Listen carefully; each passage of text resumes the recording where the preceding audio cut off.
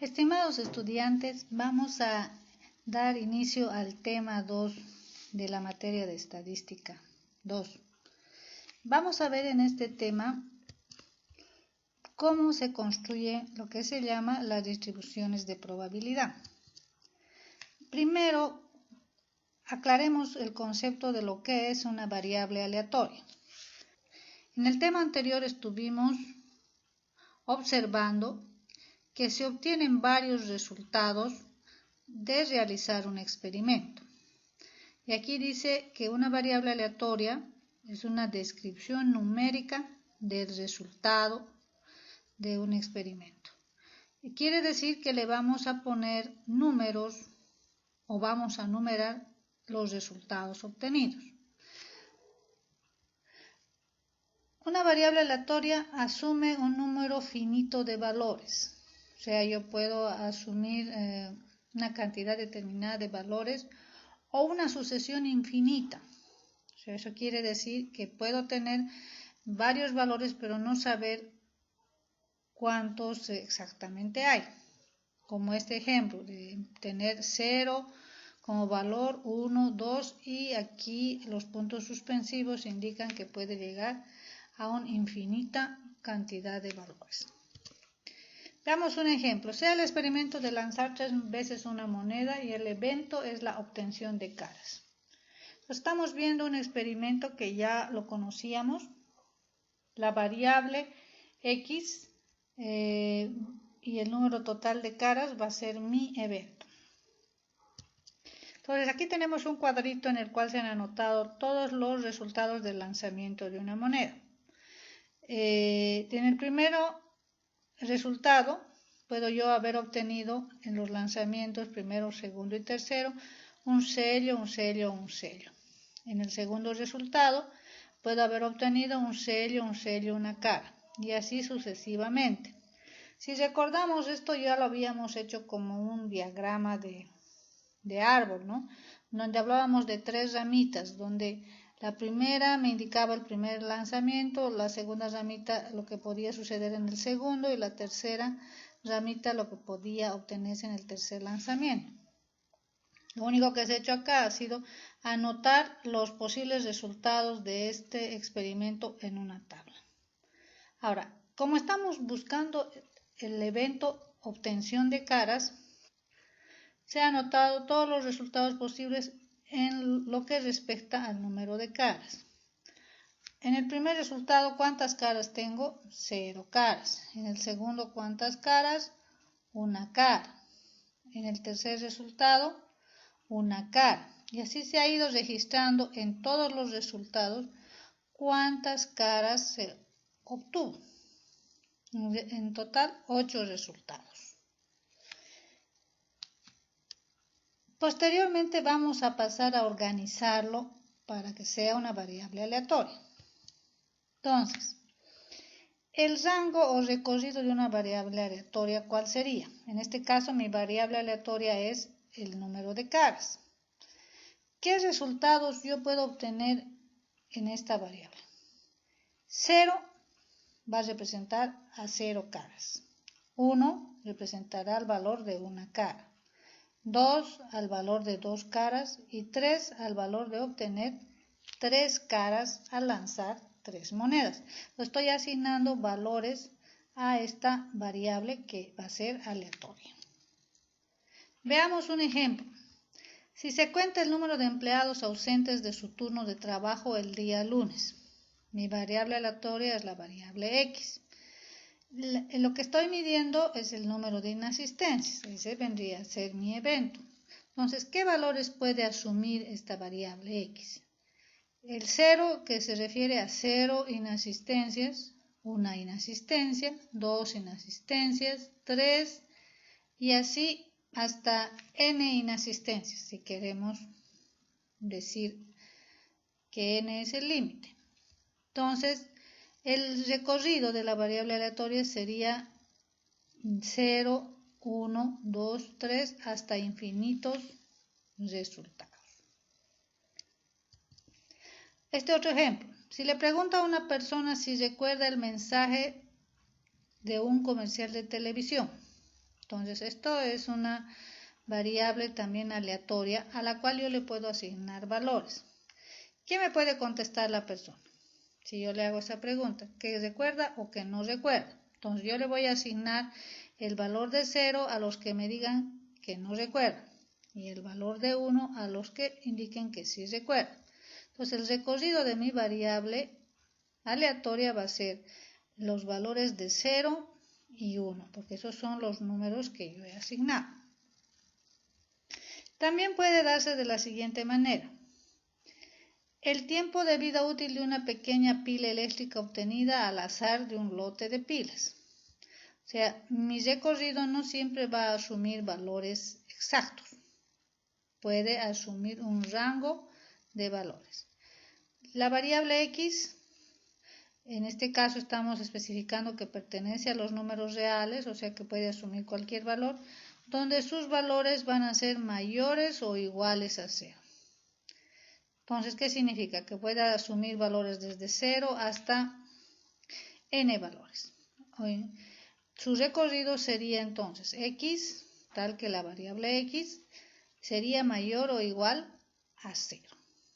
Entonces, este caso también se da cuando uno habla de lo que es una variable aleatoria. Vamos a distinguir entonces dos tipos de variables. Lo que se llama una variable aleatoria discreta, en primer lugar, que es aquella que solo puede tomar ciertos valores claramente separados. Estos valores son el resultado de contar algo. Por ejemplo, si se tira al aire 2 monedas, ¿yo qué voy a contar? Y se cuenta el número de sellos, mi variable aleatoria sería de 2 monedas, ¿cuál sería su recorrido? ¿Qué valores puedo yo obtener? Al obtener número de sellos, 0 sellos, 1 sello, 2 sellos. O sea, son valores exactos y que se pueden contar. Se le pregunta a una persona si recuerda el mensaje de un comercial de televisión. Ese ejemplo, que también ya lo habíamos visto, es una variable aleatoria discreta. ¿Por qué? Porque yo puedo contar, si dijo no, le voy a poner 0, y si dijo sí, me voy a asignar el valor de 1. O sea, estoy asignando valores enteros.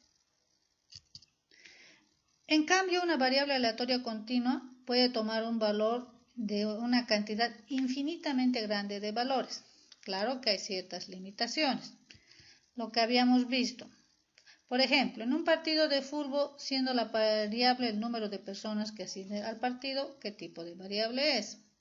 Como hablamos de una variable continua, su rango puede cambiar entre varios límites. Por ejemplo, de 0 personas que asisten al partido hasta el total de personas que entran en el estadio. En este caso, en Montero deben entrar como 15.000 personas. Entonces, cualquiera de estos valores pueden ser asumidos por mi variable aleatoria. La distancia en kilómetros entre la ciudad de Santa Cruz y La Paz. Aquí tenemos algunos ejemplos de cuál puede ser la distancia. Esto va a depender de la precisión del dispositivo de medición. ¿Cuáles serían los valores de esta variable que la volvería aleatoria continua? Mi recorrido de esta variable sería cualquier valor que sea mayor o igual, sería en todo caso a 789, que es lo que tenemos anotado como distancia en kilómetros, ¿no? Puede ser 789.1, 789.162 kilómetros, y etcétera, etcétera, ¿no? Entonces, establece un rango infinito. Llenar una lata de refresco. En el caso de llenar una lata, el máximo que puede entrar en una lata son 12.1 onzas. Si yo veo cuál va a ser el recorrido para que esta variable sea continua, estaríamos hablando de un recorrido donde los valores pueden asumir desde 0 onzas hasta el máximo que puede contener una lata es de 12.1. Entonces, cualquier valor puede ser adoptado dentro de este rango y eso lo convierte en una variable aleatoria continua. Bien, ahora que hemos definido qué es una variable, vamos a ver qué es una distribución de probabilidad. Empezaremos primero con las variables discretas. Una distribución de probabilidad me muestra todos los resultados posibles de un experimento y la probabilidad de cada resultado. Entonces, en una variable discreta se le llama función de probabilidad y vamos a representar con una f sub x o también con una p que identifica la función de probabilidad. Por ejemplo, si yo quiero saber el número de caras que se obtiene al lanzar 3 veces una moneda, estamos volviendo al ejemplo de las 3 veces. Se lanza la moneda y los posibles resultados dijimos, el recorrido de la variable podría ser 0 caras, 1 cara, 2 caras, 3 caras. Estamos hablando de una variable discreta. ¿Cuál sería la distribución de esta variable? Aquí tenemos el cuadrito que inicialmente habíamos visto. Acá tenemos anotados el conteo del número de caras dentro de cada uno de los resultados. Y la variable la vamos a anotar en este cuadrito. Como la variable es número de caras, nosotros dijimos que podía asumir 0 caras, 1 cara, 2 caras, 3 caras. Entonces, aquí al lado, para completar la función de probabilidad, yo tengo que calcular las probabilidades y vamos a usar los criterios que habíamos aprendido. Sabemos que hay un total de 8 resultados. Entonces, dentro de estos valores, ¿cuántos resultados obtienen 0 caras? Entonces, si yo me fijo acá, solo hay un resultado de los 8. Entonces, si yo divido 1 entre 8, me va a dar una probabilidad de 0.125 de que obtenga 0 caras en esos 8 resultados.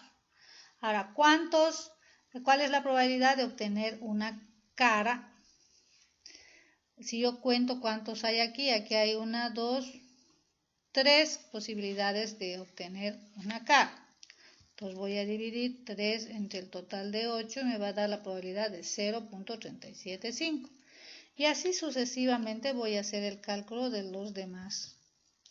Para 2 caras también tengo 3 posibilidades. Y para 3 caras tengo una sola posibilidad de las 8. Entonces 1 entre 8 va a ser 0.125. La suma de todas estas probabilidades que reflejan el total de los resultados me tiene que dar 1, que es todo el espacio muestral. Es más o menos como lo que habíamos estado haciendo, pero ahora está organizado en una distribución de probabilidades. A esta distribución también se le puede hacer una gráfica. En el eje de las X están registrados los valores de la variable y en el eje de las Y está registrada la función de probabilidad. Entonces, si ustedes se fijan, 0 caras tengo una probabilidad de 0.125, 1 cara tengo una probabilidad de 0.375 y la misma probabilidad para 2 caras. Y para que se obtenga 3 caras, tengo una probabilidad de 0.125. Entonces, esta es una representación de la función de probabilidad. ¿Qué características importantes hay de esta distribución de probabilidades? La probabilidad de un resultado va desde 0 hasta 1. O sea, todas las probabilidades que hemos obtenido son mayores a 0.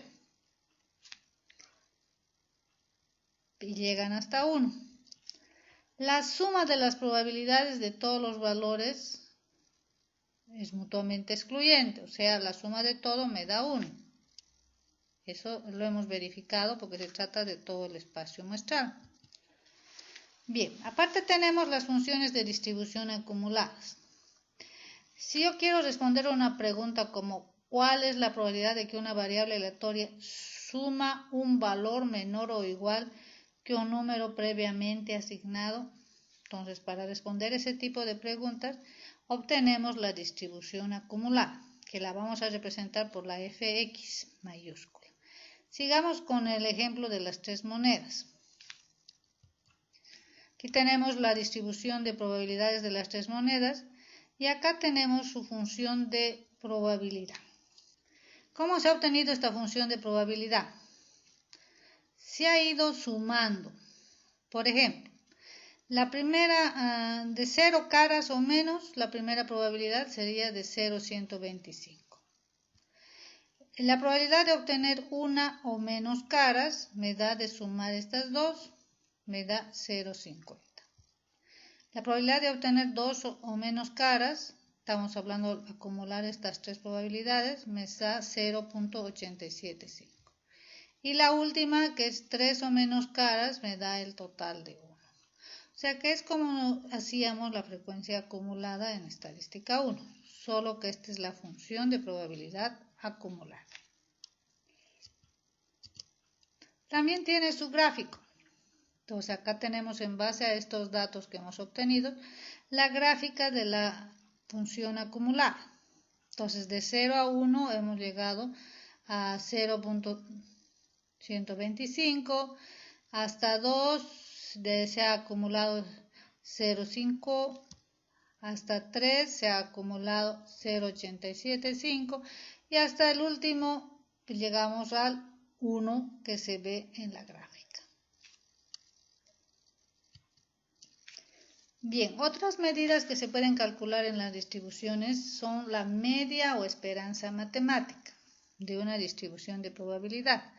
La media esperada o esperanza matemática es el valor promedio de la variable aleatoria.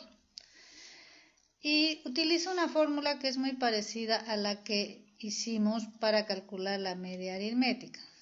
Si ustedes se fijan en esta fórmula, acá hemos representado con E a la esperanza matemática o con mu también a la media o esperanza. Es igual a la sumatoria de la variable por su función de probabilidad. Vamos a ver un ejemplo. Autocar vende generalmente los sábados el mayor número de vehículos. Tenemos la siguiente distribución de probabilidad del número de vehículos que se espera vender en un día sábado. En un sábado común, ¿cuántos vehículos espera vender? Entonces me está pidiendo buscar la media o esperanza matemática. Tenemos estos datos. Esta es una distribución ya organizada donde tenemos la variable, el número de autos vendidos y su probabilidad de cada uno de estos resultados. Si voy a aplicar la fórmula, voy a necesitar multiplicar la variable por la función de probabilidad. Entonces, si yo voy multiplicando 0 por 0,10 me da 0, 1 por 0,20, 0,2, 2 por 0,30, 0,60, 3 por 0,30, 0,90 y 4 por 0,10, 0,40. La suma de todo esto me da 2.1. Entonces, la esperanza matemática sería igual. La fórmula decía la sumatoria de la variable por su función de probabilidad. Esta es la sumatoria, sería igual a 2.1. ¿Qué significa? Que se espera vender 2 vehículos, o sea, este es el promedio que se espera vender. También puedo calcular lo que se llama varianza y desviación estándar de una distribución de probabilidad. Tenemos aquí la fórmula de la varianza, que es la sumatoria de la variable menos la media o esperanza matemática al cuadrado por la función de probabilidad. Y para la desviación estándar vamos a sacarle la raíz a la varianza. Estas dos fórmulas las hemos debido aprender en estadística 1. Entonces vamos viendo cuál es la varianza. Hagamos el cálculo de la varianza. Tenemos el ejemplo del número de automóviles, las probabilidades de cada uno de estos valores, los cálculos que habíamos hecho y la media o esperanza matemática. Entonces aquí al lado vamos a hacer los cálculos para hallar la varianza. A la variable le vamos a restar la media, a elevar al cuadrado y multiplicar por su función de probabilidad. Entonces lo primero que haríamos, el primer valor 0 menos la media de 2.1 al cuadrado por la probabilidad de 0,10 me da 0,44. Segundo valor, 1 menos 2.1 al cuadrado por la probabilidad de 0,20 me da 0.242. Y así iríamos calculando uno por uno estos otros valores. Vamos a obtener lo siguiente. y la sumatoria viene a ser 1.29. La fórmula dice que la varianza es igual a la sumatoria de la variable menos la media al cuadrado por la función de probabilidad, que me da 1.29. Y si quiero hallar la desviación estándar, tengo que sacarle la raíz a la varianza. Sacando la raíz a 1.29 me da 1.14. Eso sería para el caso de una variable discreta.